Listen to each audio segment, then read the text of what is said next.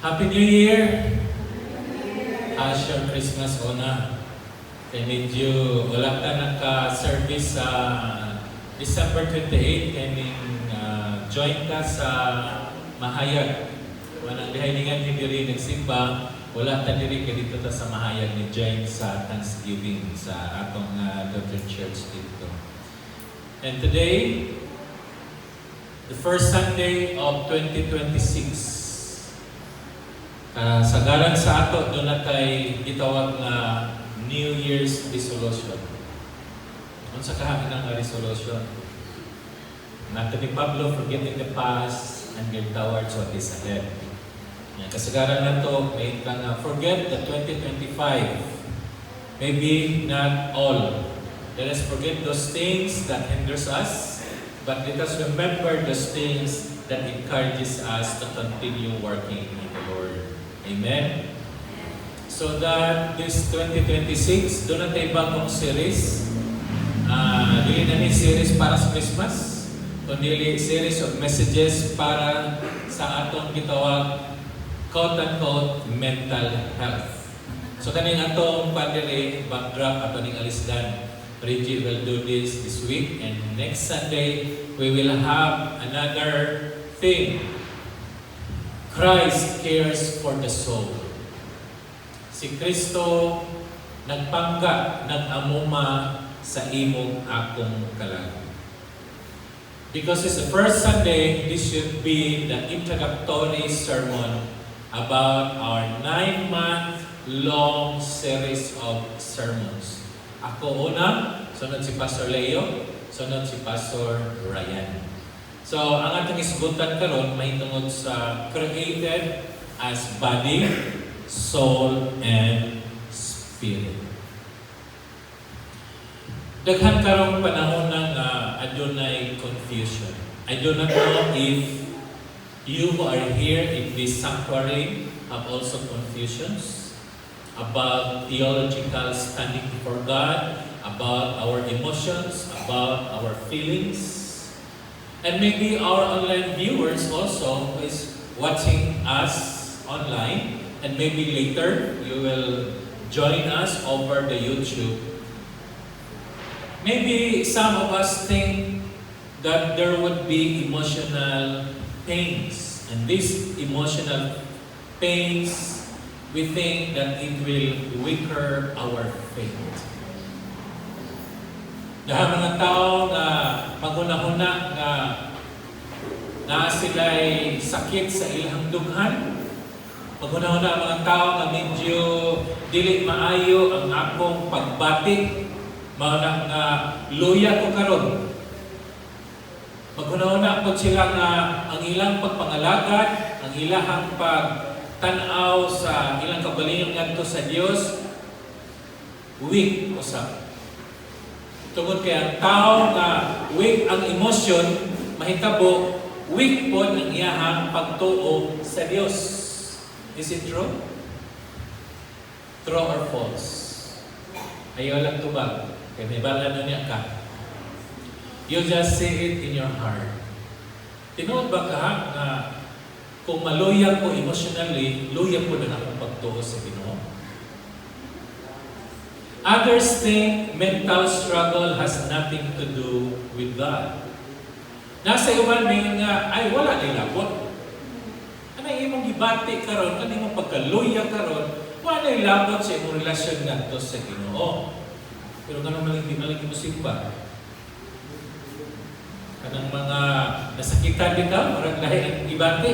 Isa kong simba ron, ano man, lahi akong pagbati. Lahi na. Lahi na itong pagpangalagad, lahi po na atong ipangbati. Sa kay tinuod gani, wala pong tinuod, wala pong dili.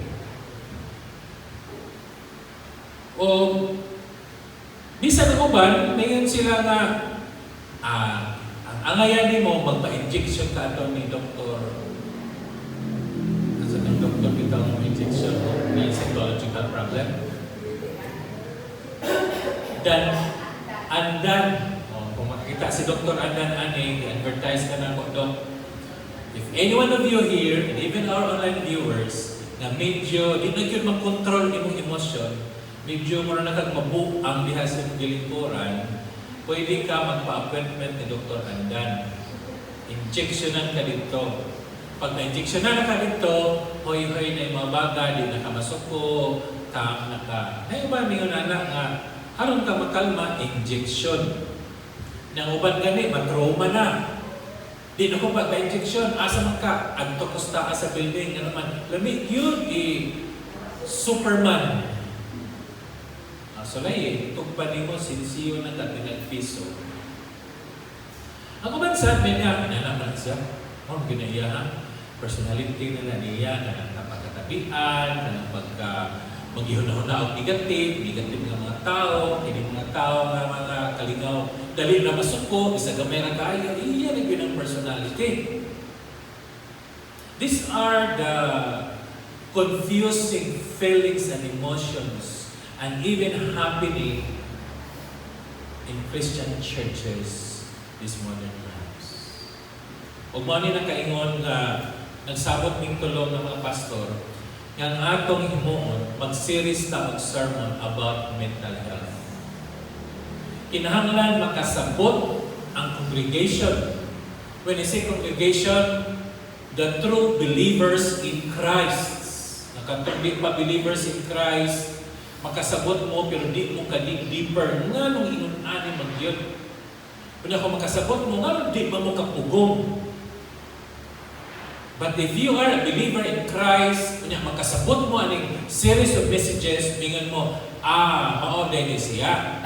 Once we know the problem, we also know what is the solution. Because if you do not know your problem, of course, you do not know the solution. Right? Alright, nagyun ang pastor. True, nagyun na. Manang ba maglibog? Kung sa magyun, nga nung inaniman ko. Nga naman, Christian naman ko. Pero nga naman, grabe man akong pagbati nga di maayo. Kung hindi ko kasimba. Well, we will see what is a human being according to the Scripture. Para masabtan nato nga nung ingon-ani ang tao, nga nung mga tao nga murag na ay mga psychological problem, o niya sa laing bahay, tawagan ko siya, mental health problem, medyo mudaga na nato o psychiatric problem. Kung psychiatric problem na injection ang kapalit ni Dr. Andan. Pero psychological pa gani na, but pasabot, psyche pa na mo, galibog ka, gunahuna ka, medyo medyo ari pa ka ni pastor, ari ka ni counselor, ato ka sa DSWD, uguban pa naman counseling or counselors na accredited na ito. Pero kung medyo na kay mabati nga lagi, na kay makita nga lagi, lahi na yun na. Itawag na lang siya psychiatric problem. We will not talk about psychiatric problem because we pastors don't have the skills to give interventions. Ang atong focus is psychological, mental disturbances minus psychiatric. Mana atong himuon karon. So, kung makasabot ka, gikan karon, katong wa pa kakita niya ng video, ato ning i-save sa YouTube, butangan nato o playlist para pwede ninyo dito balikan. So let's start. 1 Thessalonians chapter 5 verse 23. Pwede ka na mabasa para alive? Ready? Basa. Now may the God of peace himself sanctify you completely, and may your whole spirit and soul and body be kept blameless at the coming of our Lord Jesus Christ. Let us pray. Ginoo, salamat nga makaduol kami sa imong presensya, samtang kami mamalandong sa mga pulong. Salamat sa Blang Espiritu sa kaalam that will illumine our hearts, our minds, to open it up and to understand why you created us, why you give us our body, spirit, and soul, and how do we overcome the problems related to it. Lord, I pray also for those who are joining us online. Give them wisdom and bless them together with us in this sanctuary as we continue meditating your word. In Jesus' name, amen. In this one verse alone, katong na naka-appeal na sa itong Bible study, this will be your present course. Para sa wala naka-attend sa Bible study, maybe this will be your orientation so that everyone, kitang tanan ma-level up ta sa understanding what does and how did God created human being. To illustrate, ang tao doon na sa tulo ka parte. Tulo ka parte nga mao'y atong hisgutan ug usa niya na mao'y atong focus. Although mo relate silang tulo, but largely in the 9 months of our series of messages, we focus on the middle portion of the human being. And with that, we look down, we look forward, upward but still we need to understand the middle portion of man. What are the 3 parts of man? Number 1, body, soul, and spirit. Pasensya, laki ng ibutang kay laki man nagwali. Kung babae magtudlo, babae mo na iyang ibutang. Paano siya? Na normal lang sa mga presenters. Ano na sa ibabaw? Mao na siya Greek word, ana niya. The Greek word for body is to soma. The Greek word for soul is ho saki. And the Greek word for spirit is to pneuma. Why we need to understand this Greek word? Kaya kung magtuon mo sa pulong sa Ginoo, unya, na ay moabot nga word like body, soul, and spirit. Inyong interpret ng na verse depende sa usage of that word. Unsa man na siya, gikan sa original Greek, basta New Testament. Pero kung Old Testament, that is largely Hebrew.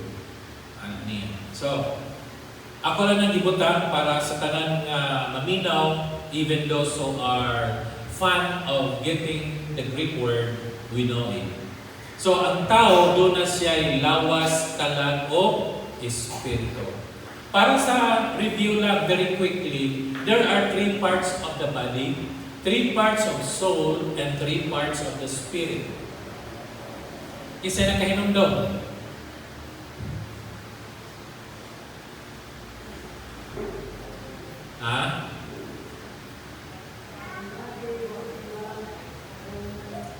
And flesh.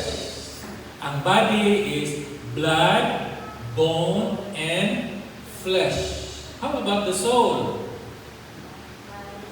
Mind, emotions, and will. Mind, emotions, and will. How about the spirit? Do not take communion with God, your conscience, and your intuition. That means the wisdom started within the spirit. Kung inong tanaw ning kinatibuk-an sa tao, the deepest part, gitawag na to ang pinakauyukan sa tao, mao ang espiritu. Ang iyang middle portion, mao ang kalat. Ang outer, mao ang lawas. So sa tulungang part sa tao, unsay atong makita? Which part of the human being can be seen? Ang body. Mao na kapon masuko ka, dili makita sa sulod ang kasuko. Asa man na makita? Sa imong naong, sa imong mata. Iniglorat nimo, inigsiga sa imong ilong, o inigsulti sa imong baba, mahimbalan na suko ka. Kung malipay sad ka, mahimbalan na nimo. Ano man, nag-isimen ka na malipayon? Na tungod sa kalipay, inikanta niya, mo ambak-ambak, mo pakpak-pakpak, mo singit-singit sa kalipay. Nabi bang singit sa sakit. So, ang dili makita, pwede taguan. Ang makita, maoy upakita sa mga tao o kinsa ka. Pero daghang artista.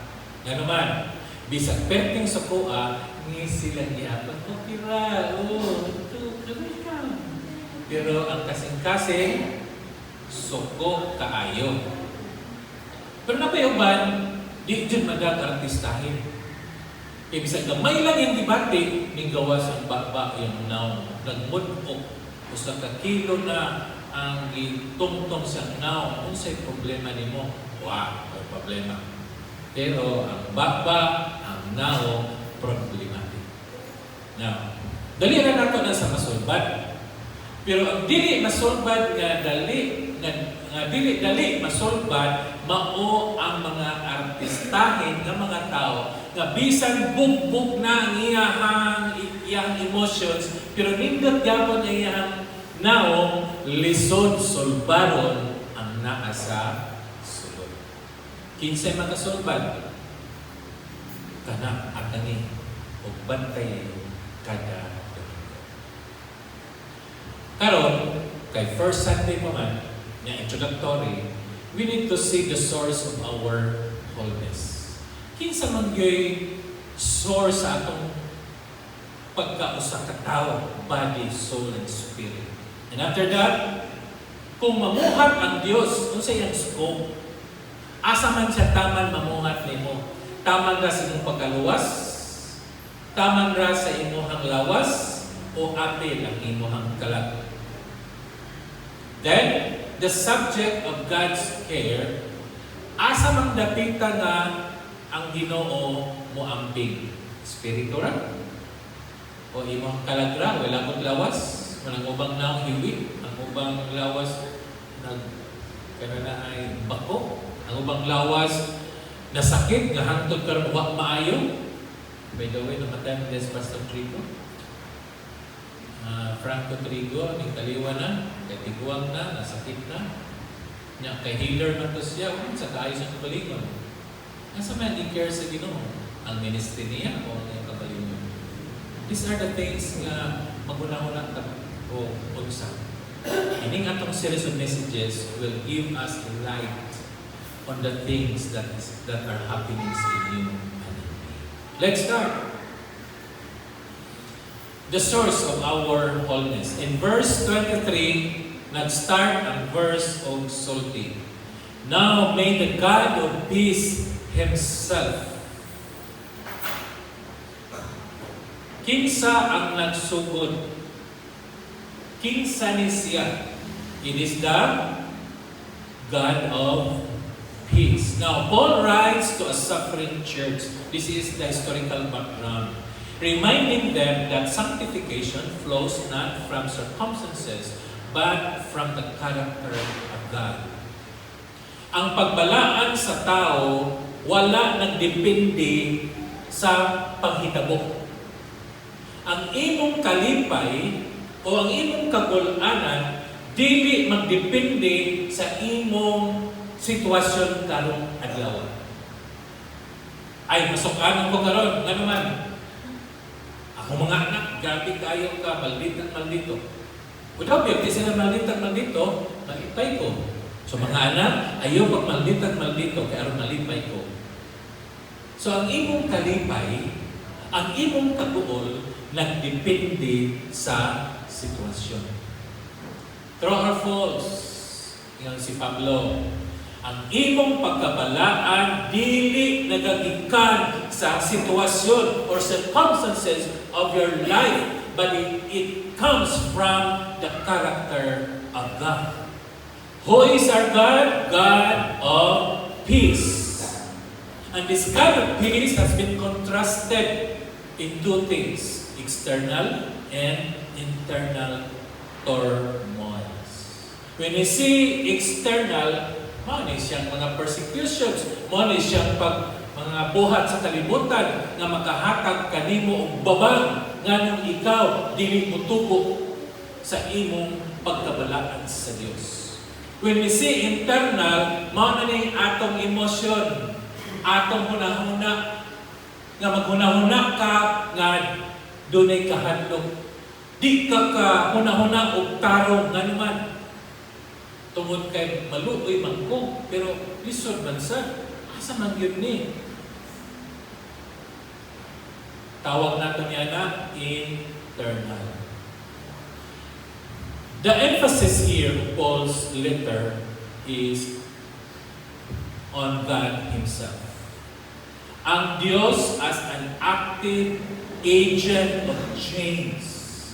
That sanctification does not originate in human effort.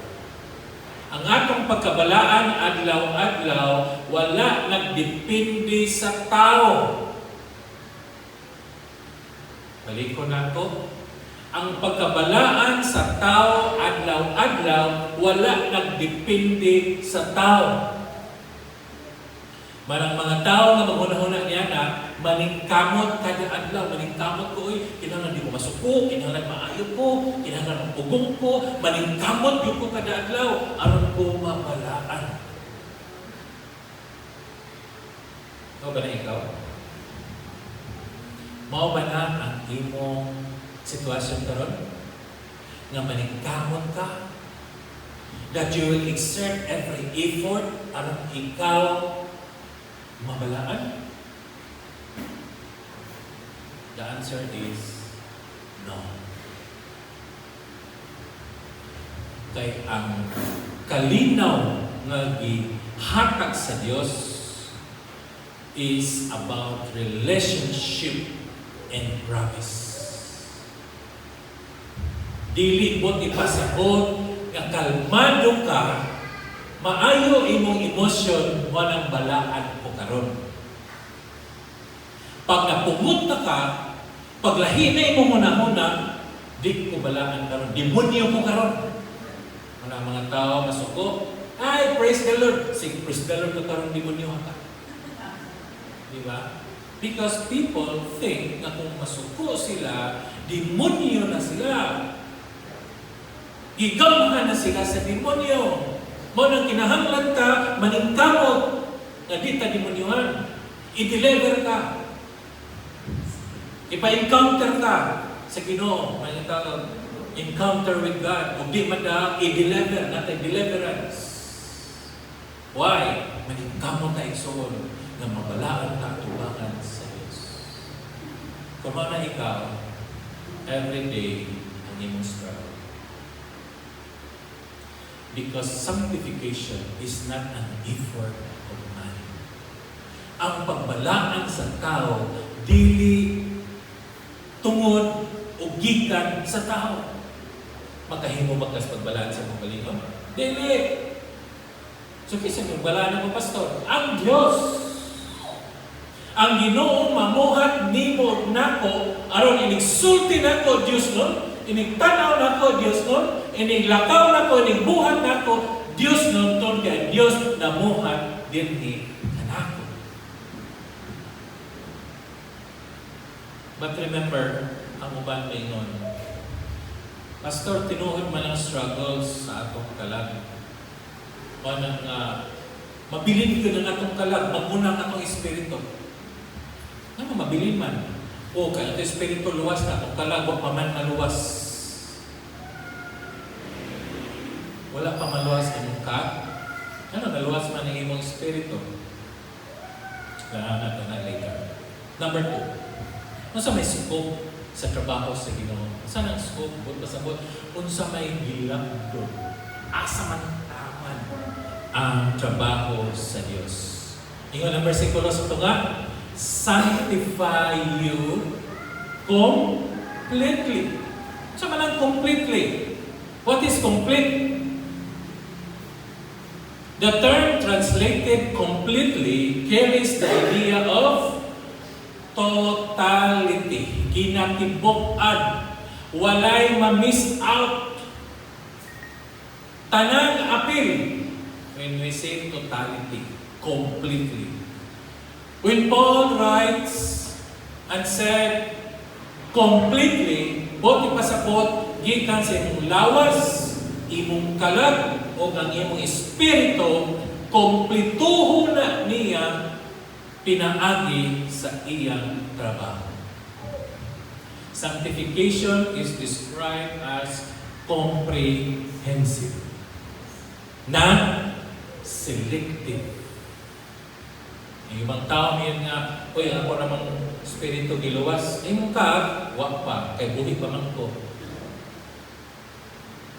Selective ang sanctification sa Diyos.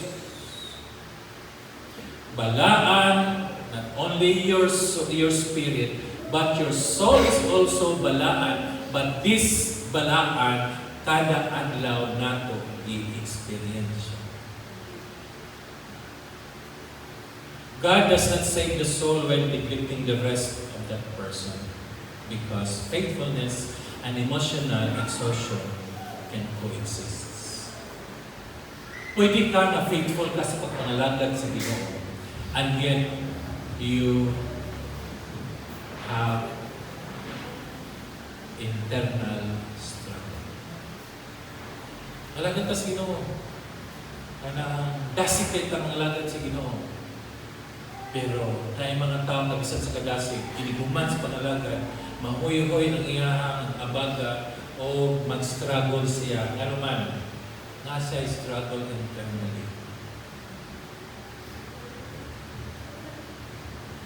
Huwag akong tuo ko kami. Why? Ako nang na-experience siya. Sa ka-lowest, sa kagrabe sa akong problema, and yet I can face the Lord. I need to be faithful in God.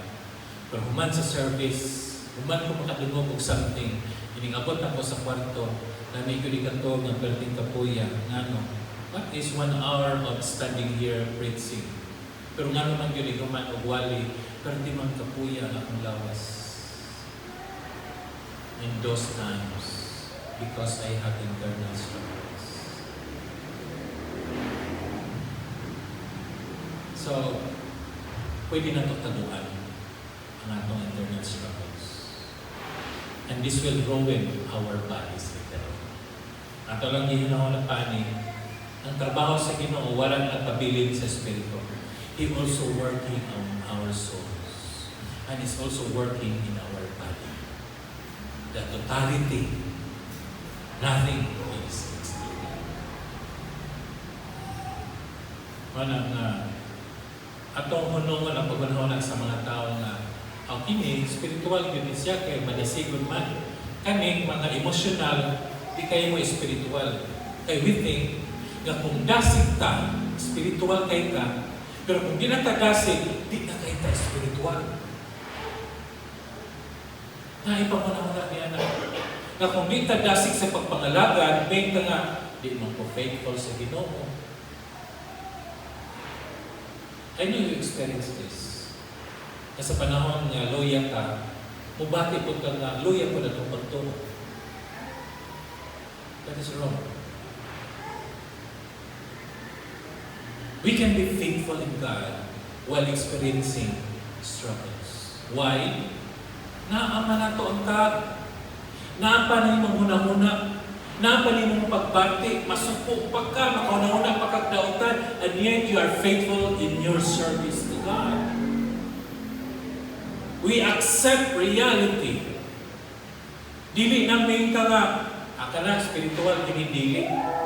Akaroon spiritual ko, kay dasig kay ko, kay New Year good. Pagkahumana na nagay problema, loya na ka, di isa kong masimba, kay daghan ko problema, lisod din akong pagbati. Because you think, kung may tabo na mo, dili ka faithful. Which is not true. Because God's sanctifying work includes areas we often label as non-spiritual. Di ta magsulting ang kinira. Ako ni, imo na Lord. Ang mag-iusan ito nga, ako ang gunit, kung din ako, kaya ako sala, ako nagkusala, way labot ang Ginoo ni, ako ni. Ikaw ang trabaho, way labot ng Ginoo. Ako ang gunit sala, ako ang gunit ng kaingon. Wala nga, di mo work ang ginawa ni, kay ako ni. Is it true? Imo na, wala ko ng ginawa na. Nagbahin di mo sa ginoo. Kailan ka porsyento ini mo? Share. Kailan pa porsyento sa ginoo ang share niya? And you think that God cannot intervene your own fault, your own problems. Kaya ikaw man, kaingon na ni, ako man ni, ako na kaingon, ako rin makasulban na ni. Ano yung sahay problema sa mga tao? Because we think it is our own problem, because it is our own fault. Ako'y gahimo anyway, lagot ang Ginoo. Church, it is false. Bisan pag kita'y kasugod. Bisan pag kita ang naguna-una. Bisan wa ka mananghid sa Ginoo sa imong gihimo and it fails. God can still work on it. It is included in His Word. Walay manghitabo sa tao, walay parte sa tao na dili kaya sa Dios pamuhatan. Tanan, bisan pag ikaw nakaingon niya na, God will work it. In Romans chapter 8 verse 28, what does it say?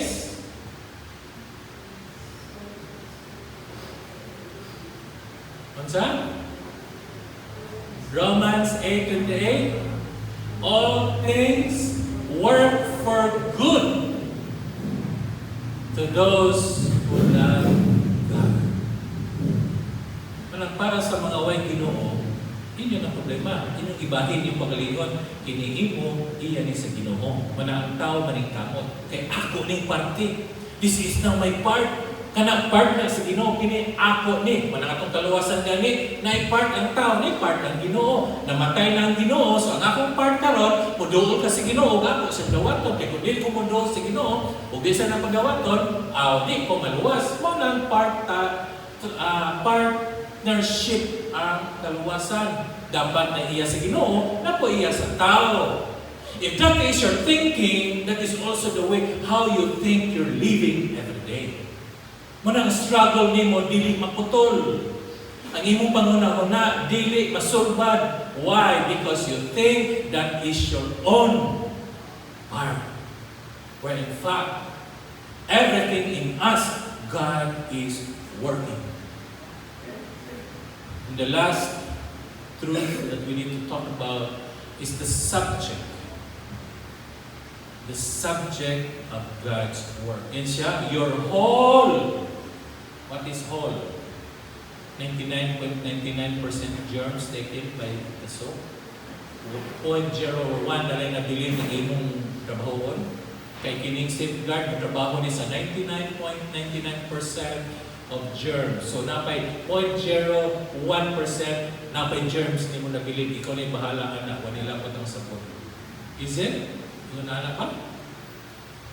Whole gani, 100%. Spirit, soul, mind, emotions, and will, and your body, the entire body. Ya, Pastor, kaya kung may nakahingon na sakit ko, kasi mukha akong baboy. Nagtihaw pa, gikan pa sa first week sa December, hangtod last week, hangtod ka first week, nagkapi baboy, kasi di ma-high blood. Ako rin yung makasulpan na ni Pastor. If you said, ikaw rin makasulpan, imong giingnan ang Ginoo, ako ra ni Lord ha. Ako ni dili imo. Asa man ang completeness? Asa man ang whole? Nawala. Let's start with the Spirit. The Spirit is the foundation of life. Ako ning sakto. The Spirit is the seat of regeneration and the union with Christ. Klaro din nato. A believer's spirit can be alive even when the soul is weary. Ang imong espiritu, ang akong espiritu, alive and kicking, bisan pang akong kab, na to, kay gikapoy. Di nakabarog sa iyong problema. Muna lang sa guwak na mahimo, mamatay na ko karon, maghikog na ko karon. Remember, your spirit is alive. Maski imong soul, kalimatay na. Di yun sa mamatay actually. Doon huna rin ko nga, wala akong kag, patay na akong kag. Kamatay sa mong kag, patay po niyo mo lawas. Ato ka, misteryo. Sige, kung nakay sa Peter, okay lang. Wala, contact my wife na sa Peter. And salvation is grounded in Christ's finished work and not emotional stability. Ang pagka-alive, ang pagkabuhi sa atong espiritu, wala nagdepende sa imong kalag. Wala. Maluya imong kalag sa dili, you are saved. And you are alive in Christ. Number 2, soul, kalag. Ang kalag, mao ning gitawag og the arena of struggle. Kada Domingo, mag-struggle ang mga tao, mga ito, magdalag Bible nga na ay wings, na nahikog. Bible na nahikog. Bato mis arena. So, sa bato dito sa carpet arena, mag-fight ng itong puti, puwa o sana, sa puwa. Sa puti. Oh, nag-struggle na dito. Nakadaog ang puwa, nakadaog ang puti. We will demonstrate and illustrate the cockpit arena as the arena of struggle of every human being. So, ang ato ning soul, anha magagikan ang imuhang mind, emotions, and being, and frequently the sign of distress according to the scripture. The soul can be wounded even if the spirit is secured. Secured na ka. Iyan na ka sa Diyos, luwas na ka, pero imong imong kalag, pwede pa ma-wounded. Mana kung ma-wounded ka, wounded soul here, you can find peace and healing in God. Yun na ang atong pagsabot. So wala tayo struggle sa espiritu. Asang struggle? Nasa kag. Na naman, nasimumuna-una ang battlefield. Wala sa espiritu. Manang ubang tao, di katog. Bisa kalauna na lang, di ka katog na naman. Paguma, pagod sa paguma, nakagaro 1,000, nakapagkatog dito, nakapagkatog, di ka katog. Kunya, magbuto-buto yung madughan, agam mo, di ka katog. Manang na-insomnia na ka. Kung sa mahita po mo mauna, your body will react.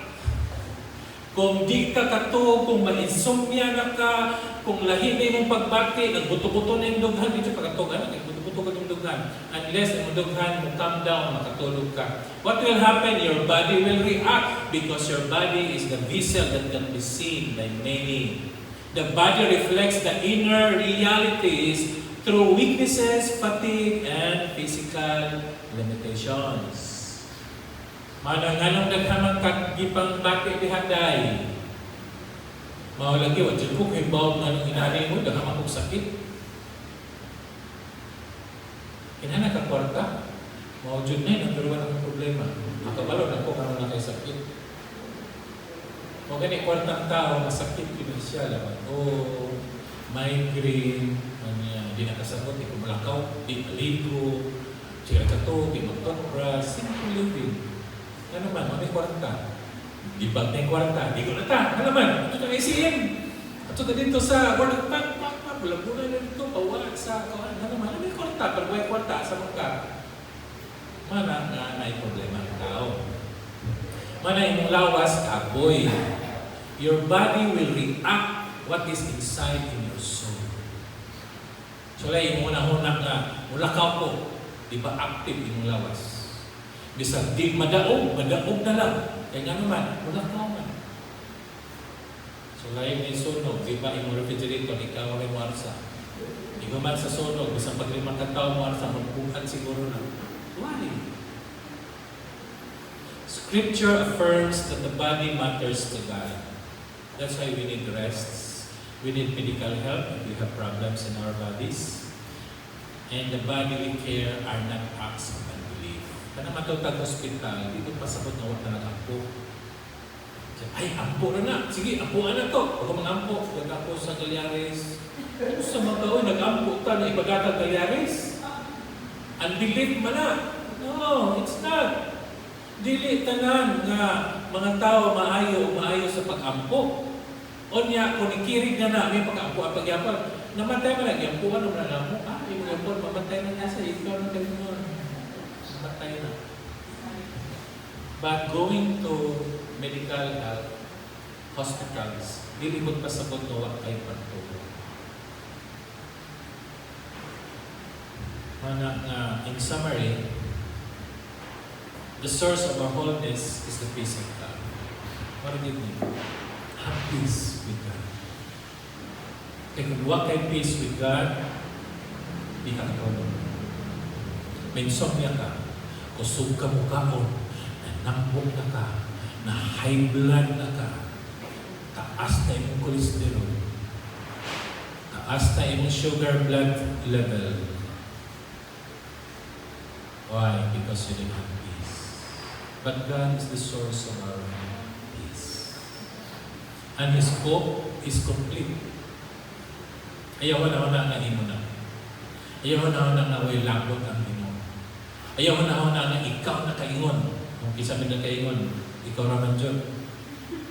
Sabi na kaingon ng atong pagka-problema, di ba kita rapon? Kung nangutang man ka, ikabayad, tanawa, ipapilisan na ka, iba dyan na, isa man na kaingon anak, ano sige yan, ikaw rapon. Kung nanganong diabetic man ka, saan ka sugar? Isa man kaingon, ikaw rapon. And yet God can work out of it. Don't worry. Just know that if you have peace with God, your diabetes will just disappear without any medication. In the study, although US study, 90% of the causes why people are admitted in the hospitals are because of stress. Tungkol sa stress, naglabad yung buo. Ning inom og medikon. Nagdaot ang iyahang stomach sa medikol. Ning inom na po og Alka-Seltzer. Nagdaot na po niyang kidney. Inom na po og unsa, magkahuman, dialysis. Patay. So may sinugdanan anak. Labad ng buo. Anong labad buo? By peace of mind. And remember, God is interested in the entire person. Your body, your soul, and your spirit. God owns everything. Bisa pag kita'y nakaingon, God will work in it for His own glory. Amen? Let's pray.